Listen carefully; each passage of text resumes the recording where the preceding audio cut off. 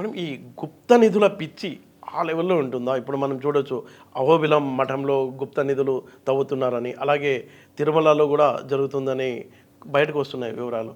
దానికి రీజన్ ఏంటంటారు? అంటే పాతకాలంలో ఈ నిధులు ఏవైతే ఉన్నాయో రాజులు మఠాల్లో దాచిపెట్టేవాళ్ళు, గుడుల కింద దాచిపెట్టేవాళ్ళు అనేది ఒక నమ్మకం. ఓకే. నిజంగా కూడా కొన్ని కొన్ని చోట్ల దొరికే సేఫ్ ప్లేస్ కాబట్టి పెట్టేవాళ్ళు. ఇప్పుడు గుడి లోపలికి వెళ్ళి ఆ ముట్టుకోవాలి అంటే ఒక పాప భీతి ఉంటుంది కాబట్టి దేవుడు వచ్చేస్తాడు ఏమైనా చేస్తాడు అనే భయంతో ఎవరు అక్కడ దాకా వెళ్ళేవాళ్ళు కాదు. ఆ నమ్మకంతో అలా దాచిపెట్టేవాళ్ళని, ఆ రహస్యం ఎవరికి చెప్పుకోకుండా చనిపోతే తర్వాత ఎప్పుడో ఎవరో ఒకరికి తెలిసి వాళ్ళు చెప్పటం, ఇలా రకరకాలు.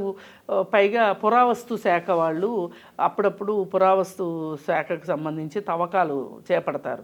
ఆ చేపట్టినప్పుడు కూడా వాళ్ళు ఏంటంటే పాతకాలపు ఆనవాళ్ళ కోసం వాళ్ళు వెతుకుతూ ఉంటే వాళ్ళకి గుప్త నిధులు దొరికాయని, ఆ గుప్త నిధులు సమాచారం వీళ్ళకి తెలిసిందని, ఇలా ఏవేవో కథనాలు ఉంటాయి. గుప్త నిధులు కొన్ని కొన్ని చోట్ల ఉండే మాట వాస్తవం. కానీ భూమి లోపల ఏమి దొరికినా సరే అవి ప్రభుత్వానివే. మన ప్రభుత్వ ట్రెజరీకి వెళ్ళవలసిందే, వ్యక్తులు తీసుకోవడానికి వీల్లేదు. ఆ పొలం నాది కావచ్చు, ఆ పొలంలో దొరికిన నిధులు నిక్షేపాలు మట్టుకు నావి కాదు, పంట మాత్రమే నాది, పైకి వచ్చింది మాత్రమే నాది, లోపల ఉన్నది నాది కాదు అనేది మన న్యాయ చట్టంలో ఉంది. అది చెప్పితే ఏదో పర్సెంటేజ్ కూడా ఇస్తారు. ఏదన్నా అప్పచెప్తే బహుమానం లాగానో పర్సెంటేజ్ లాగానో చట్టంలో ఉంది. 40%, 30%. కాకపోతే మన వాళ్ళకి కక్కుర్తి ఎక్కువ కదా, అందుకని చెప్పి చట్టానికి ఎందుకు చెప్పాలి, మొత్తం మనమే తిందాము అనుకుంటారు. దీని ఆచూకీ తెలిసినప్పుడు అది చాలా పెద్ద కేసులు అవుతాయి. అప్పుడు మళ్ళీ ఈ రాజకీయ నాయకులు ఇన్వాల్వ్ అయ్యి కేసులు లేకుండా చూసి వాళ్ళు పంచుకుంటారు. అందరూ కలిసి చేసేది ఏంటి అంటే ఖజానాకి రంధ్రాలు పెడతారు తప్పితే వీళ్ళు ఖజానాన్ని నింపాలని చూడరు.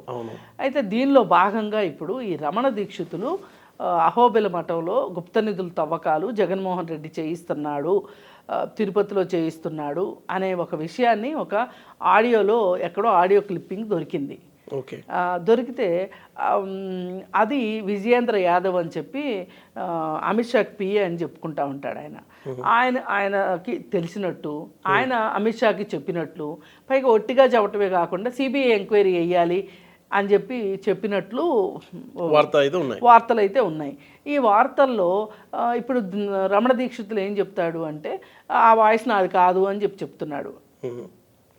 ఆ వాయిస్ అయిందైనా కాకపోయినా అసలు అహోబిల మఠంలో గుప్త నిధుల తవ్వకాలు జరిగాయా లేదా అన్నది వాస్తవం తెలుసుకోవాలి అని అనుకుంటే చేయవచ్చు, అదేం పెద్ద కష్టం కాదు. ఇప్పుడు కేరళ అనంత పద్మనాభ స్వామి టెంపుల్లో 6వ గదిలో ఏముంది అని చెప్పి చాలామంది దానిలో చాలా నగలు ఉన్నాయి అని చెప్పారు, అంటే బంగారం ఉంది అని చెప్పారు. సరే ఉంటే ఉండొచ్చు, మఠంలో ఉండే అవకాశం ఎందుకు ఉండవండి. మఠాలు అంటే ఒక రకంగా బ్యాంకులు లాంటివి, ఎలాంటి దొంగలకి స్థావరాలు లాంటి మఠాలంటే మీరేమి వేరేగా ఏమి అనుకోవక్కర్లా. సరే ఏది ఏమైనప్పటికీ ఇప్పుడు అమిత్ షా దాకా వెళ్ళింది. అసలు వీళ్ళందరినీ మించిన దొంగ అమిత్ షా. ఇప్పుడు జగన్ కూడా తిన్నిస్తాడా? అమిత్ షా ఇద్దరు కలిసి పంచుకుంటారు. దేశానికి కదా నష్టం. ఇప్పుడు సహజ వనరులు ఎన్నిటినీ ప్రైవేటు పరం చేసి పర్సంటేజీలు తీసుకుంటున్నారో జగన్మోహన్ రెడ్డికి తెలుసు, ఆ రహస్యం అదానీకి తెలుసు, అంబానీకి తెలుసు, అమిత్ షాకు తెలుసు. అంటే ఈ టెంపుల్కి ఎంత దూరంలో ఉంటుంది ఈ మఠం?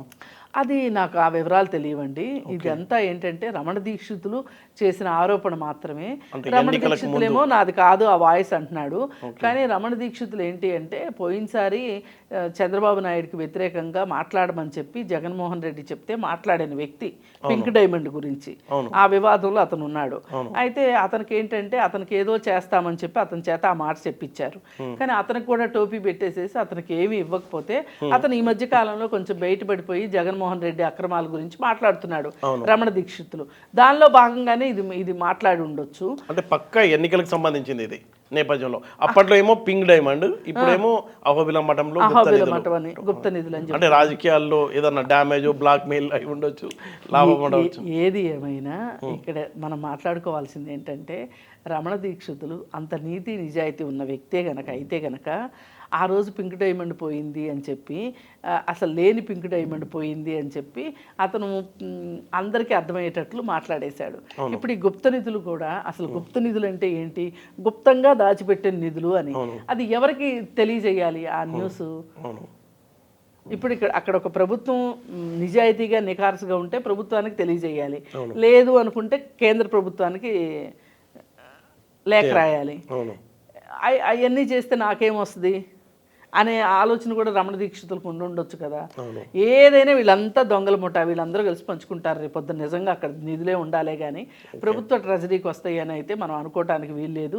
ఇప్పుడు ఈ వార్త తెలిసిన వెంటనే అమిత్ షా హుటాహుటిని ఆయన మీద ఏదో సిబిఐ ఎంక్వైరీ చేసి జగన్ మీద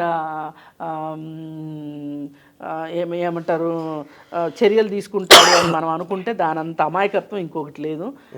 వాళ్ళు ఒకటే, ఏదున్నా వాళ్ళు సర్దుకుంటారు.